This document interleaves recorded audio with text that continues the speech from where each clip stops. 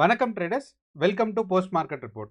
So இன்னைக்கு நம்ம இந்த வீடியோவில் என்ன பார்க்க போறோம்னா, செப்டம்பர் 9ஆம் தேதி செவ்வாய்க்கிழமை நிஃப்டி, பேங்க் நிஃப்டி மற்றும் சென்செக்ஸ் வந்து எப்படி பிஹேவ் ஆக போகுது அப்படிங்கிறத பார்க்க போறோம். ஸோ இந்த அனாலிசிஸ் வந்து நம்ம என்ன பண்ண போறோம்னா, செப்டம்பர் 8ஆம் தேதி திங்கக்கிழமை நமக்கு மார்க்கெட் எப்படி பிஹேவ் ஆயிருக்கு, நம்ம என்ன எக்ஸ்பெக்ட் பண்ணியிருந்தோம், மார்க்கெட் அது மாதிரி பிஹேவ் ஆயிருக்கா அப்படிங்கிறத நம்ம பார்க்க போறோம். அண்ட் இந்த அனாலிசிஸ் நம்ம பிரைஸ் ஆக்ஷனை பற்றி டிஸ்கஸ் பண்ணுவோம். அண்ட் அதை தொடர்ந்து பார்த்தீங்கன்னா நம்ம வந்து ஓப்பன் இன்ட்ரெஸ்ட் டேட்டாவை பற்றி பார்ப்போம்.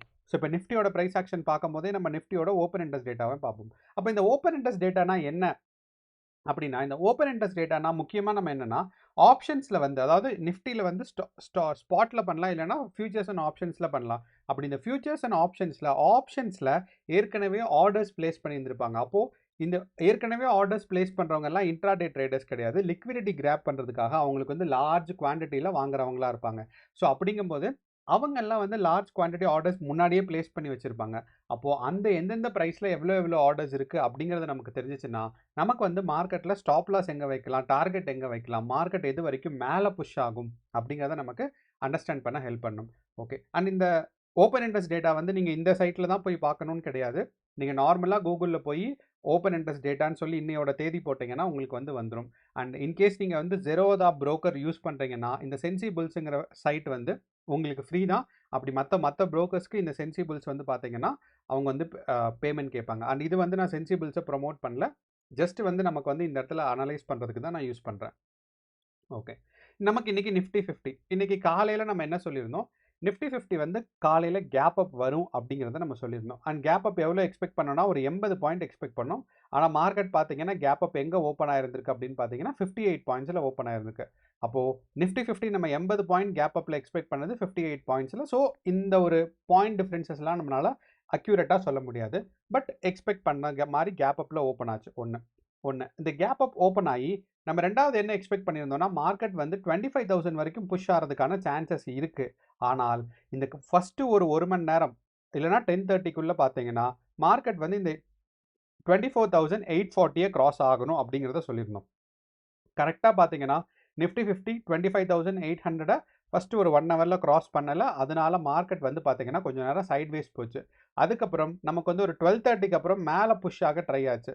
நம்ம ஒரு 3 மினிட்ஸ் டைம் ஃப்ரேமில் வச்சா நமக்கு இன்னும் கொஞ்சம் பெட்டராக இருக்கும். ஸோ மார்க்கெட் வந்து கேப் அப்பில் ஓப்பன் ஆச்சு. கேப் அப்பில் ஓப்பன் ஆகிட்டு நமக்கு வந்து 10:30க்கு முன்னாடி 24,840 கிராஸ் ஆகலை.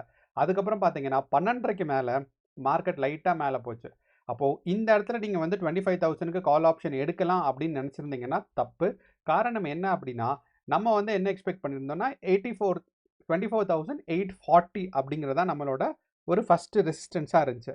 அப்போ இந்த ரெசிஸ்டன்ஸ்லேருந்து கரெக்டாக ஒரு கேண்டில் மேலே போனோன்னே நம்ம எடுக்கக்கூடாது. மினிமம் 2 இல்லைனா 3 கேண்டில் பாசிட்டிவ் டைரக்ஷனில் போனால் மட்டும்தான் நம்ம வந்து இதை பிரேக் ஆயிடுச்சுன்னு சொல்லணும். ஒன்று. ரெண்டாவது பார்த்தீங்கன்னா, இங்கேருந்து மார்க்கெட் 24 இப்போ 840ன்னு சொன்னோன்னா அங்கேருந்து ஒரு 30 பாயிண்ட்ஸாவது நீங்கள் மேலே வைக்கணும். ஸோ இது ரெசிஸ்டன்ஸ் அண்ட் சப்போர்ட் அப்படிங்கிறது ஒரு சிங்கிள் ப்ரைஸ் கிடையாது, ஒரு ரேஞ்ச். அப்போது நம்ம சொல்கிற ப்ரைஸ்லேருந்து மினிமம் ஒரு 30 இல்லைனா 40 பாயிண்ட்ஸ் மேலே கீழே நீங்கள் பார்க்கணும். அதுதான் ரெசிஸ்டன்ட் ஜோனும் சப்போர்ட் ஜோனும். கரெக்டாக ஒரு சிங்கிள் ப்ரைஸ் கிடையாது. ஸோ அப்படிங்கிறனால மார்க்கெட் இந்த இடத்துல நீங்கள் எடுத்திருந்தீங்கன்னா அது ஃபேக்கான என்ட்ரி. அங்கேருந்து மார்க்கெட் கொஞ்சம் நேரம் கன்சாலிடேட் ஆயிடுச்சு. அதுக்கப்புறம் பார்த்தீங்கன்னா ஒரு டவுன் சைட் மூவ்மெண்ட். அப்போது இன்றைக்கி காலையில் நம்ம எடுக்கிறதாக இருந்திருந்தால் இங்கிருந்து அதாவது இந்த இந்த ப்ரைஸ்லேருந்து நமக்கு வந்து ஆல்மோஸ்ட் லைக் நமக்கு வந்து ஒரு 10:30லேருந்து பார்த்தீங்கன்னா மார்க்கெட் வந்து ஒரு 12:30 வரைக்கும் பாசிட்டிவான நமக்கு ஒரு மூவ்மெண்ட்ஸ் கொடுத்துருக்கும். அதுக்கப்புறம் ஈவினிங் ஒரு கடைசி ஒரு 45 மினிட்ஸ் நமக்கு ஒரு நெகட்டிவ் கேண்டில்ஸ் கொடுத்துருந்துருக்கும். ஸோ இதுதான். ஸோ மார்க்கெட் இன்னைக்கு வந்து ரொம்ப டைட்டான கன்சாலிடேஷன் ஃபேஸில் தான் இருந்துச்சு. So highest and lowest points நமக்கு பார்த்தாவே ஏறக்குறைய ஒரு 90 பாயிண்ட்ஸ் தான் மூவ்மெண்ட் ஆயிருக்கு. ஸோ நிஃப்டி வந்து ஒரு 90 பாயிண்ட் தான் மூவ்மெண்ட் ஆகுதுன்னா ஒரு ஸ்ட்ராங்கான கன்சாலிடேஷன் ஃபேஸ்ன்னு அர்த்தம். ஓகே. அப்போ இந்த ஸ்ட்ராங்கான கன்சாலிடேஷன் ஃபேஸில் நம்ம இன்னொன்று என்ன பார்க்கலாம்னா டே கேண்டில் பார்க்கலாம். இப்போ இந்த டே கேண்டிலில் பார்த்தீங்கன்னா நமக்கு வந்து 3 நாளாக இன்சைட் கேண்டில் ஃபார்ம் ஆகிட்டு இருக்கு. செப்டம்பர் 4ஆம் தேதி, அதுக்கு உள்ளே தான் நமக்கு பார்த்தீங்கன்னா செப்டம்பர் 5ஆம் தேதி, அதுக்குள்ளே பார்த்தீங்கன்னா செப்டம்பர் 8ஆம் தேதி. இந்த கேண்டிலோட சைஸ் பார்த்தாவே தெரியும். மார்க்கெட் வந்து அப்படியே ஸ்க்வீஸ் ஆகிட்டு இருக்கு, கம்ப்ரஸ் ஆகிட்டு இருக்கு. அப்போது இந்த ஸ்க்வீஸ் ஆகிறது எப்போ நிற்குதோ அப்போ வந்து மார்க்கெட் ஸ்ட்ராங்காக பாசிட்டிவ் டைரக்ஷனோ நெகட்டிவ் டைரக்ஷனோ போகிறதுக்கு வாய்ப்புகள் இருக்குது. ஸோ அப்படிங்கிறனால நிஃப்டி 50 வந்து ஏதாவது ஒரு சைடு பிரேக் அவுட் ஆகும். ஸோ எந்த சைடு பிரேக் அவுட் ஆகுங்கிறது தான் நமக்கு வந்து எக்ஸ்பெக்ட் பண்ணி கரெக்டாக இருக்கணும். ஸோ இப்போ நீங்கள் வந்து இன்வெஸ்ட் பண்ணுறதாக இருந்தால் கொஞ்சமாக நீங்கள் வந்து மார்க்கெட்டில் காசு போடலாம். ஏன்னா மார்க்கெட் வந்து ஸ்குவீஸ் ஆகிட்டே இருக்குது. ஸ்குவீஸ் ஆகும்போது டபக்குன்னு ஏதாவது ஒரு சைடு வந்து பார்த்தீங்கன்னா நமக்கு வந்து ஒரு எக்ஸ்பேன்ஷன் இல்லைனா ஒரு ஸ்ட்ராங்கான ட்ரெண்ட் நடக்கும். ஸோ அப்போ வந்து நம்ம வந்து எக்ஸ்பெக்ட் பண்ணலாம். அப்போ நாளையோட மார்க்கெட்டில் வந்து ரெசிஸ்டன்ஸ் அண்ட் சப்போர்ட் யாரோ கமெண்ட் பண்ணியிருந்தாங்க என்னன்னா, நீங்கள் இந்த இடத்துல சப்போர்ட் அண்ட் ரெசிஸ்டன்ஸ்க்கான ப்ரைஸ் வேல்யூ கொடுத்தீங்கன்னா கொஞ்சம் யூஸ்ஃபுல்லாக இருக்கும் அப்படின்னு. ஸோ அப்போ நாளைக்கு நிஃப்டி 50யோட நாளைக்கு வந்து நம்ம வந்து எக்ஸ்பைரி டே நிஃப்டி 50க்கு. ஸோ அப்போ நாளையோட ஃபஸ்ட்டு ரெசிஸ்டன்ஸ் என்னன்னு பார்த்தீங்கன்னா 24,850. இது வந்து நம்ம ப்ரைஸ் ஆக்ஷன் வச்சு பண்ணுறோம் 850. அதே மாதிரி நமக்கு வந்து மார்க்கெட் எது வரைக்கும் மேலே வரைக்கும் ரீச் ஆகலான்னு பார்த்தீங்கன்னா 25,000 வரைக்கும். அப்போது இப்போ இருக்கிற ப்ரைஸில் இருந்து 24,850யும் 25,000. ஸோ நம்ம முன்னாடியே சொன்ன மாதிரி தான் கேப் அப்போ இல்லைனா மார்க்கெட்டில் வந்து ஃபஸ்ட்டு ஒரு 1 ஹவரில் இந்த 24,850ங்கிறத தாண்டலை அப்படின்னா மார்க்கெட் வந்து 25,000 ரீச் ஆகாது ஒன்று.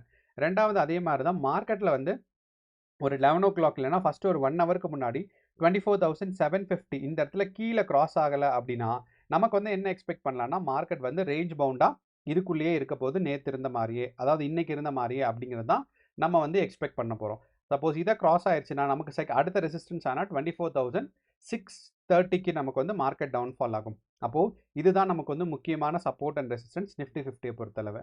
அண்ட் நிஃப்டி 50ல் நாளைக்கு மார்க்கெட் மேலே போகிறதுக்கான வாய்ப்புகள் இருக்கான்னு கேட்டால் கொஞ்சம் கம்மியாக தான் இருக்குது. ஏன் இப்படி சொல்கிறேன் அப்படின்னு பார்த்தீங்கன்னா நமக்கு வந்து ஓப்பன் இன்ட்ரெஸ்ட் டேட்டாவில் பிசிஆர் ரேஷியோன்னு ஒன்று இருக்குது. அப்படின்னா புட் கால் ரேஷியோ எவ்வளவு புட் இருக்கோ அவ்வளவு குவான்டிட்டிஸ் ஆஃப் காலையும் டிவைட் பண்ணோம் வகுத்தோம் அப்படின்னா நமக்கு ஒரு ரேஷியோ கிடைக்கும். ஸோ அதுதான் 0.83. அப்போ இந்த 0.83னா மார்க்கெட் வந்து புல்லிஷாகவும் போகாது பியரிஷாகவும் போகாது. அதாவது மார்க்கெட் மேலே போகிறதுக்கும் கஷ்டம் கீழே வரதுக்கும் கஷ்டம்னு. அதே மாதிரி 0.7 இருக்குது அப்படின்னா மார்க்கெட் வந்து கண்டிப்பாக மேலே போகும்னு நம்ம எக்ஸ்பெக்ட் பண்ணலாம். பட் இந்த பிசிஆர் ரேஷியோ நிறையா நேரங்களில் வந்து ஒரு எக்ஸ்பெக்டேஷனை வந்து தப்பாக தான் விட்டு வழிவகுக்கும். ஸோ அப்படிங்கிறனால இந்த பிசிஆர் ரேஷியோவை நீங்கள் கேர்ஃபுல்லாக தான் டீல் பண்ணணும். இதை நம்ம கம்ப்ளீட்டாக எக்ஸ்பெக்ட் பண்ண முடியாது. பட் பிசிஆர் ரேஷியோவில் ஒன்று என்ன எக்ஸ்பெக்ட் பண்ணலாம்னா மார்க்கெட்டில் கால் ஆப்ஷன்ஸ் ரொம்ப அதிகமாக இருக்குது. அதனால தான் 0.83 இருக்குது. ஸோ அப்படிங்கிறனால கால் ஆப்ஷன்ஸ் அதிகமாக இருக்குன்னா மார்க்கெட் அதிகபட்சம் மேலே போச்சுன்னா 25,000 போகும். அண்ட் இந்த 24,900 ஃபஸ்ட்டு கிராஸ் ஆகணும். அதுக்கப்புறம் தான் 25,000. ஸோ அப்படிங்கிறனால மேலே போகிறதுக்கு ஸ்ட்ராங்கான ரெசிஸ்டன்ஸ் நிறையா இருக்குது. அதே மாதிரி பார்த்தீங்கன்னா சப்போர்ட்டும் பார்த்தீங்கன்னா ஓரளவு ஸ்ட்ராங்காக தான் இருக்குது. அப்போது மார்க்கெட் நாளைக்கும் ரேஞ்ச் பவுண்டாக இருக்கிறதுக்கான வாய்ப்புகள் இருக்குது. கேப் அப் கேப் டவுன் எதுவும் வரலை அப்படின்னா கண்டிப்பாக நிஃப்டி வந்து நாளைக்கு ரேஞ்ச் பவுண்டாக இருக்கிறதுக்கான சான்சஸ் நமக்கு ரொம்ப ரொம்ப அதிகமாக இருக்குது. அண்ட் நாளைக்கு வந்து நிஃப்டி 50யோட எக்ஸ்பைரிங்கிறத நீங்கள் மறந்துட வேண்டாம். ஓகே, இதுதான் நமக்கு வந்து நிஃப்டியோட ஒரு ஃபுல் அனாலிசிஸ். அதே மாதிரி நம்ம வந்து இப்போ சென்செக்ஸ் பார்க்குறோம். அப்போது சென்செக்ஸும் நம்ம வந்து நிஃப்டி மாதிரியே பிஹேவ் ஆகும் அப்படின்னு தான் நம்ம எக்ஸ்பெக்ட் பண்ணுறோம். ஸோ அப்படிங்கிறனால சென்செக்ஸும் காலையில் வந்து இந்த 81,000 கிராஸ் ஆச்சு அப்படின்னா தான் நமக்கு வந்து 81,500 வரும். அண்ட் இன்றைக்கி நிறையா பேர் சொல்லியிருந்தாங்க மார்க்கெட்டில் 81,500 இல்லைனா 81,200 வந்து ஹோல்ட் பண்ணிட்டு இருக்க அப்படின்னு கால் ஆப்ஷன்ஸ். கண்டிப்பாக இன்றைக்கி அவங்களுக்கு இந்த ஒரு மூமெண்ட்லேயே அதாவது ஒரு 10:30 to 12:30லேயே அவங்களுக்கு பாசிட்டிவான மூமெண்ட்ஸ் வந்திருக்கும். ஸோ அப்போ வந்து ப்ராஃபிட் புக் பண்ணியிருந்திருக்கணும். ஸோ அது வந்து ரொம்ப ரொம்ப முக்கியம். அதே மாதிரி புட் ஆப்ஷன் ஹோல்ட் பண்ணிட்டு இருந்தேன்னு சொன்னாங்க. அவங்களுக்கெல்லாம் இந்த மூமெண்ட்டில் அவங்களோட டிகே வந்து ரொம்ப அதிகமாக இருந்திருக்கும். ஸோ ப்ரீமியம் ரொம்ப கம்மியாக இருந்திருக்கும். என்னதான் இருந்தாலும் கடைசி ஒரு 45 மினிட்ஸில் அவங்களுக்கு வந்து ப்ரீமியம் இன்க்ரீஸ் ஆகிருந்தாலும் அதிகமான ப்ராஃபிட்ஸ் கிடச்சிருக்கிறது வாய்ப்புகள் கம்மி அப்படிங்கிறதா சொல்ல முடியும். அப்போது சென்செக்ஸை பொறுத்தளவும் நாளைக்கு வந்து இந்த ஃபஸ்ட்டு வந்து இந்த 81,000 மார்க்கெட் வந்து கிராஸ் ஆகணும். இந்த 81,000 கிராஸ் ஆனதுக்கப்புறம் தான் பார்த்தீங்கன்னா 81,500 கிராஸ் ஆகிறதா இருக்கட்டும். சப்போஸ் இன்கேஸ் இந்த 81,000க்கு பதிலாக நம்ம என்ன வைக்கலாம்னா இந்த இடத்துல 81,120 வச்சாலும் ஓகே தான். ஸோ இந்த ரெண்டு ரெசிஸ்டன்ஸையும் இந்த இடத்துல நமக்கு நேத்தோட ஹை அதாவது இன்னையோட ஹையை நமக்கு எப்போ கிராஸ் ஆகுதோ அப்போ தான் வந்து மார்க்கெட் வந்து அடுத்த லெவலில் ரீச் ஆகும். ஸோ எனக்கு தெரிஞ்சு நமக்கு சென்செக்ஸும் ஒரு ரேஞ்ச் பவுண்டாக இருக்கிறதுக்கான வாய்ப்புகள் அதிகமாக தான் இருக்குது. அண்ட் இன்னொன்று பார்த்தீங்கன்னா சென்செக்ஸில் வந்து செவ்வாய்க்கிழமை எக்ஸ்பைரி கிடையாது. சென்செக்ஸில் வந்து வியாழக்கிழமை தான் எக்ஸ்பைரிங்கிறத நம்ம மறந்துட வேண்டாம். ஏன்னா சென்செக்ஸும் இந்த செப்டம்பர் மாதத்துலேருந்து எக்ஸ்பைரி மாற்றிருக்காங்க. ஸோ நாளைக்கு இல்லை நாளைய மறுநாள் தான் நமக்கு வந்து வியாழக்கிழமை தான் நமக்கு வந்து எக்ஸ்பைரிங்கிறத நம்ம மறந்துட வேண்டாம். அண்ட் சென்செக்ஸோட ஓப்பன் இன்ட்ரெஸ்ட் டேட்டா நமக்கு வந்து ஸ்ட்ராங்கான கன்சாலிடேஷன் நடக்கிறதுக்கான சான்சஸ் இருக்குன்னு தான் சொல்லுது. அப்படிங்கிறனால நமக்கு வந்து நாளைக்கு வந்து மார்க்கெட் ஒரு சைட்வேஸ் போகிறாலும் வாய்ப்புகள் இல்லை. ஸோ அப்படிங்கிறனால நீங்கள் பொசிஷன்ஸை வந்து நாளைக்கு மார்க்கெட் எப்படி மூவ் ஆகுதுங்கிறத பார்த்துட்டு நீங்கள் எடுக்கிறது தான் ஒரு பெஸ்ட்டான அட்வைஸாக இருக்க முடியும். ஸோ சென்செக்ஸ்க்கும் இதே மாதிரி நம்ம ப்ரைஸ் ஆக்ஷன் எக்ஸ்பெக்ட் பண்ணலாம். அடுத்து பார்த்தீங்கன்னா நம்மளோட bank Nifty. And bank Nifty Sensex and நிஃப்டியை விட கொஞ்சம் வித்தியாசமாக பிஹேவ் ஆகிருக்கு இன்றைக்கி. என்ன அப்படின்னு பார்த்தீங்கன்னா நமக்கு மற்ற ரெண்டுலேயும் பார்த்தீங்கன்னா ஒரு ஸ்ட்ராங்கான கேப் அப் வந்துச்சு. ஆனால் அதே சமயம் நமக்கு வந்து பேங்க் நிஃப்டியில் பார்த்தீங்கன்னா கேப் அப் வரல. ஆல்மோஸ்ட் மார்க்கெட் வந்து க்ளோஸாக தான் மூவ் ஆச்சு. பட் ஓப்பனிங் பார்க்கும்போது நமக்கு ஒரு சின்னதாக கேப் அப் இருந்த மாதிரி தான் இருந்துச்சு. ஆனால் மார்க்கெட் வந்து அந்த ஃபர்ஸ்ட் கேண்டில்லையே பார்த்தீங்கன்னா மார்க்கெட் வந்து ஒரு சைட்வேஸ் புஷ் ஆகி மார்க்கெட் வந்து ஒரு ரேஞ்ச் பவுண்டாக தான் இருந்துச்சு. ஸோ நமக்கு பேங்க் நிஃப்டியும் ஒரு ஸ்ட்ராங்கான கன்சாலிடேஷன் ஃபேஸில் தான் இருக்குது. ஸோ 250 பாயிண்ட்ஸுங்கிறது பேங்க் நிஃப்டிக்கு ஒரு ஸ்ட்ராங்கான கன்சாலிடேஷன் ஃபேஸ். அதே மாதிரி நம்ம வந்து டே கேண்டில் பார்த்தோம் அப்படின்னா நமக்கு வந்து ஸ்குவீஸ் ஆகிட்டு இருக்கு. உங்களுக்கு பார்த்தாவே தெரியுது மார்க்கெட் வந்து இப்படியே ஒரு ஸ்குவீஸ் ஆகிட்டு இருக்கு. அப்போது இந்த ஸ்குவீஸ் ஆகும்போது கண்டிப்பாக ஏதாவது ஒரு பக்கம் இது வந்து ட்ரையாங்கிள் பேட்டர்ன் சொல்லுவாங்க. மார்க்கெட் வந்து பார்த்தீங்கன்னா ஒரு ட்ரையாங்கிள் பண்ணியிருக்கு. எப்படியாவது ஒரு சைடு வந்து மார்க்கெட் பிரேக் அவுட் ஆகும். அதே சமயம் நமக்கு வந்து நிஃப்டி 50 பார்க்கும்போது இந்த ட்ரையாங்கிள் பேட்டர்னை கன்சிடர் பண்ணால் நமக்கு என்னென்னா இது வந்து ஒரு பாட்டம் ட்ரையாங்கிள் இப்படி வந்திருக்கு. அதே சமயம் பார்த்தீங்கன்னா மேலே இருந்து தான் ப்ரைஸ் க்ளோஸ் ஆகிட்டே வந்துட்டு இருக்கு. ஸோ இப்படி ஸோ அப்படிங்கிறனால இந்த மாதிரி கேண்டில்ஸ் வந்துச்சுன்னா மார்க்கெட் வந்து மேலே பிரேக் அவுட் ஆகிறதுக்கா கீழே பிரேக் அவுட் ஆகிறதுக்கான்னு உங்களுக்கு தெரிஞ்சிச்சுன்னா கமெண்ட் பாக்ஸில் போடுங்க. ஸோ தட் எல்லாரும் தெரிஞ்சுக்குவாங்க. ஸோ இந்த மாதிரி ஒரு ட்ரையாங்கிள் பேட்டர்ன் வரும்போது நம்ம எப்படி பேட்டர்ன் வந்து மேலே எக்ஸ்பெக்ட் பண்ணுறதா இல்லை கீழே எக்ஸ்பெக்ட் பண்ணுறதாங்கிறதா உங்களுக்கு தெரிஞ்சிச்சுன்னா சொல்லுங்கள். ஓகே.